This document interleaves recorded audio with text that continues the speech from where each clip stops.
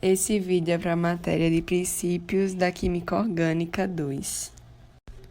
Eu sou Mirela Mariano de Melo, do curso de Biotecnologia da Universidade Federal da Paraíba. Nesse vídeo serão abordados assuntos de reação de redução, oxidação de álcoois e oxidação de aldeídos e cetonas. Reação de redução. Denomina-se de redução o ganho de elétrons por uma determinada espécie química que tem o seu número de oxidação diminuído. E também são as reações que ocorrem com a entrada de hidrogênio na molécula, com a saída ou não de oxigênio. Ao sofrer a redução, a espécie química atua como um agente oxidante, uma vez que causa a oxidação de algum outro elemento. Esse agente oxidante, ele vai provocar a oxidação de agentes redutores, vai recebendo esses elétrons e vai diminuir o seu NOx. E esse NOx, eles corresponde à carga elétrica dos átomos ou dos íons, ou seja, que esse é um número que identifica os elétrons que a espécie química perdeu ou ganhou ao estabelecer uma ligação química. Os fenômenos de oxidação e redução ocorrem simultaneamente em reações que ocorrem transferências de elétrons. No caso abaixo, o magnésio ele sofre oxidação, perdendo os elétrons e aumentando seu NOx a mais 2. E o oxigênio ele sofre a redução, recebendo elétrons e diminuindo o seu NOx a menos 2. Reação orgânica de redução em compostos oxigenados. A reação orgânica de redução ocorre em apenas alguns tipos de compostos, porque os átomos de hidrogênio nascentes atacam somente regiões que apresentam ligações insaturadas, no caso duplas ou triplas, pois serão adicionados a essas estruturas. Redução de ácidos carboxílicos. A representação da carbonila e o grupo se identifica como um ácido carboxílico. Quando os hidrogênios nascentes, sejam eles provenientes de gás hidrogênio ou de LiAlH4 aquoso, são colocados no mesmo recipiente que um ácido carboxílico, atacam a ligação π presente na carbonila, rompendo essa ligação e formando duas valências livres, um no carbono e outro no oxigênio. Em seguida, cada uma das valências livres criadas é preenchida por um átomo de hidrogênio nascente, originando um diálcool gêmeo, que é o álcool que possui 2 grupos de hidroxilas no mesmo carbono. A presença de 2 grupos de hidroxila, por serem muito eletronegativos, gera uma grande instabilidade na cadeia carbônica. Por isso, ocorre uma monodesidratação, perda de uma molécula de água, do diálcool formado, dando origem a uma água formada por uma hidroxila completa e por apenas um hidrogênio da outra hidroxila. A partir desse ponto da reação de redução do ácido carboxílico, ocorrem 2 situações.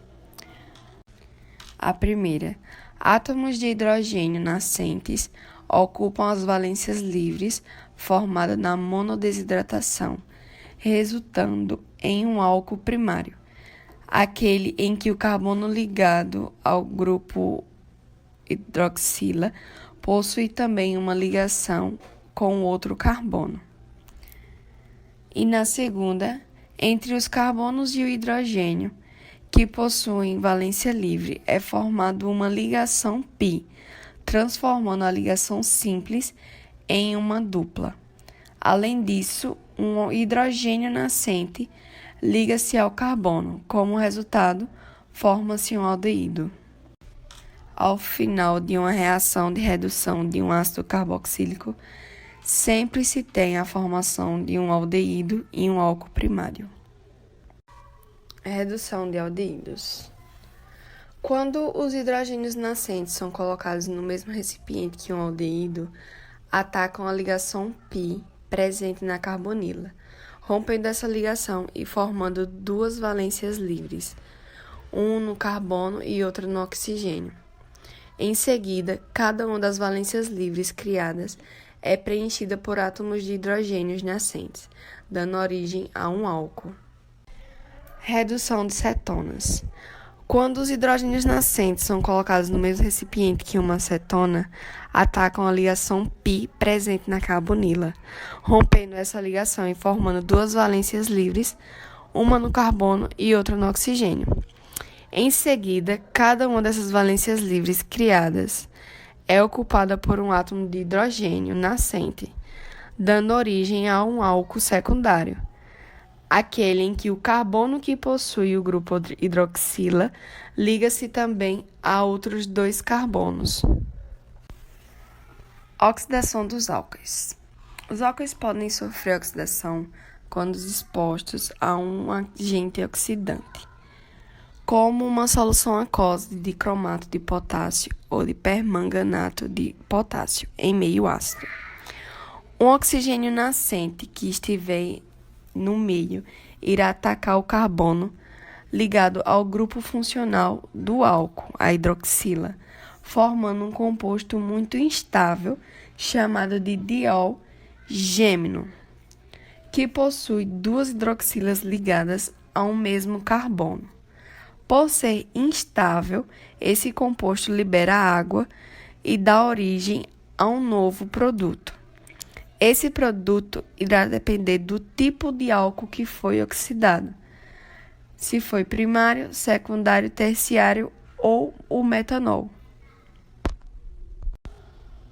Ou do metanol. O metanol é o único álcool que possui 3 hidrogênios ligados ao carbono que sofrerá oxidação. Nesse caso, visto que há 3 pontos de molécula que um oxigênio nascente pode atacar, ocorrerão 3 oxidações sucessivas. Na oxidação do metanol, forma o composto instável diolgêmino e depois forma-se um metanal mais a liberação de água. Na segunda etapa da oxidação do metanol, forma-se um ácido metanóico. E na terceira etapa, a oxidação do ácido metanóico forma um ácido carbônico. E esse ácido carbônico ainda pode se decompor, formando dióxido de carbono mais água. Oxidação de álcoois primários. Nesses compostos, o carbono da hidroxila está ligado a apenas um átomo de carbono, ou seja, os outros 2 ligantes são hidrogênios, havendo 2 lugares para o oxigênio nascente atacar. Então, primeiramente, haverá a formação de um aldeído, como no exemplo abaixo. Mas a oxidação continua, porque os reagentes utilizados para oxidar o álcool são mais fortes do que os usados para oxidar o aldeído. Então, um outro oxigênio nascente ataca o carbono da carbonila e produz um ácido carboxílico. Esse é exemplo da oxidação do etanol, primeiramente a etanol e depois a ácido etanóico ou ácido acético, é a transformação do vinho em vinagre. A oxidação parcial do etanol a etanol é a que ocorre quando uma pessoa alcoolizada faz o teste do bafômetro descartável. Dentro do aparelho há uma mistura sólida de dicromato de potássio e sílica em meio ácido, ocorrendo essa reação a seguir. É visto que, além da oxidação do etanol a etanol, ocorre simultaneamente a redução do dicromato, que é alaranjado, a cromo 3, ou mesmo a cromo 2, que é verde. A mudança da cor indicará que a pessoa estar com álcool no sangue acima do permitido. Oxidação de álcoois secundários. Esses são compostos em que o carbono da hidroxila está ligado a 2 outros átomos de carbono e apenas um átomo de hidrogênio.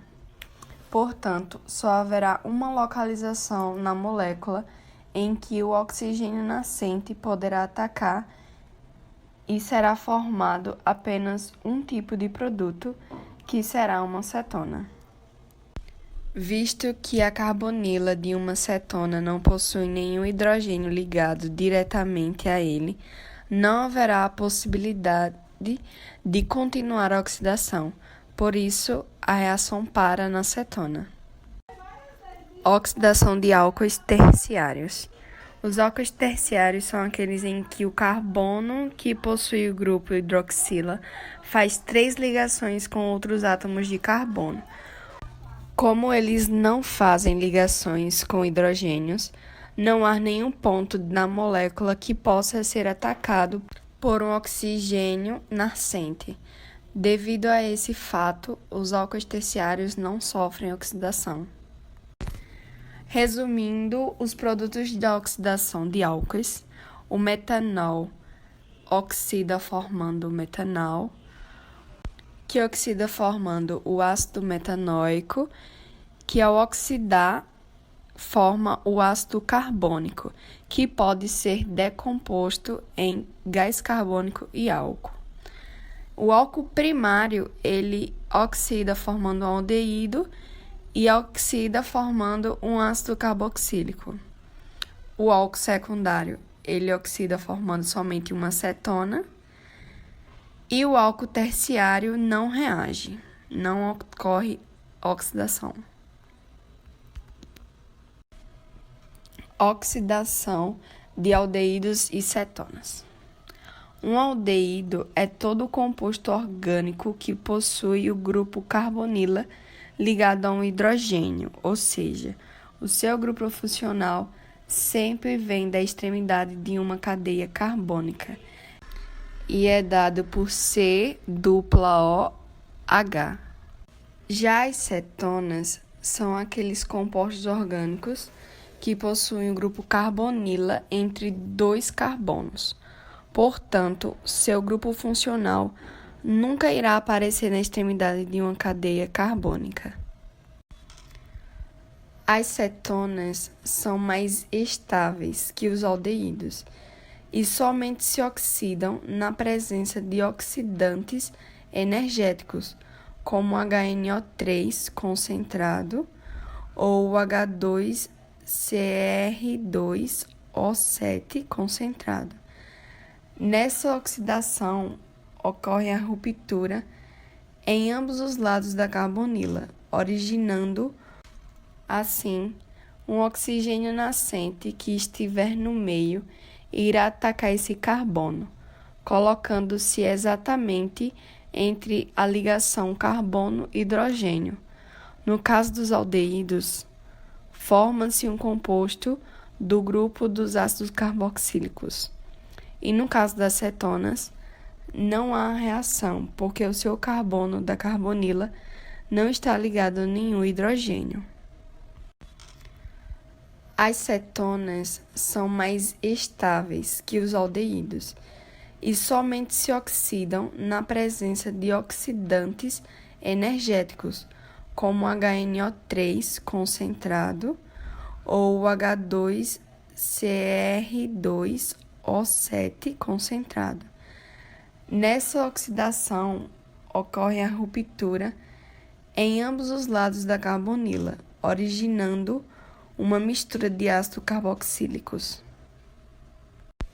como mostrado nos exemplos abaixo. A 3-hexanona mais o oxigênio nascente vai romper a ligação ao lado da carbonila e formar 2 ácidos propanoicos. Já no segundo exemplo, a mesma 3-hexanona vai romper a carbonila do outro lado e formar um ácido etanoico e um ácido butanoico.